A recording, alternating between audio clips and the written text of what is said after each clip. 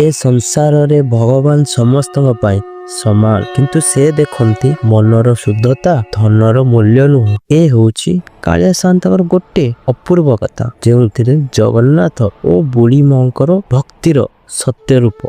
पुरी धाम रे गोटे छोट गाँव रे रहुतिले गोटे गरीब बुढ़ी माटे ना तांका पाखरे घर थिला ना तांका पाखरे किछि धन संपत्ति थिला किंतु तांकर गोटे धन थिला कालिया शांतक प्रति अगाध भक्ति। प्रतिदिन सकाळे से जगन्नाथ नाम ने तांको चौपुड़ी मंदिर दिगकू देखि हाथ जोड़ी प्रार्थना करुथिले। दिने तांको मनरे इच्छा हला कालिया शांत को टिके देखा करि आसीबा पई। से निज पई रखिथिबा थोड़ा मुढ़ी चूड़ा आउ गुड़ गोटे पुराना कपड़ा बांधी मंदिर आड़े चली गले। से मंदिर गेट पाखरे पहुंचु पहुंचु पंडा माने तांको अटकाई देले आउ कहिले ए भीतर जीवाकू मना तते तो पाखरे कौन अछि देखा हमको। बुढ़ी माँ भयभीत होई कहिले मो पाखरे किछि नाइ केवल मु काया पाई शुद्ध मनर भेटिटी अछि। आख पाखरे लोक थाई हसिले। खंडा माने ताकू धक्का देई मंदिर भितरु बाहर करिदेले। बुढ़ी माटी आखिरे लुह नहीं मंदिर द्वार पाखरे आसी बसी कहिले ए कालिया जेते चाहुछु मो थारो भक्ति ने। सेही मुहूर्त रे गोटे चमत्कार हला। मंदिर भितरे आलोक कंपी उठला। महाप्रभुଙ୍କ मुखरे अद्भुत हस फुटी उठिला। सेही समय पूजा अटकी गला।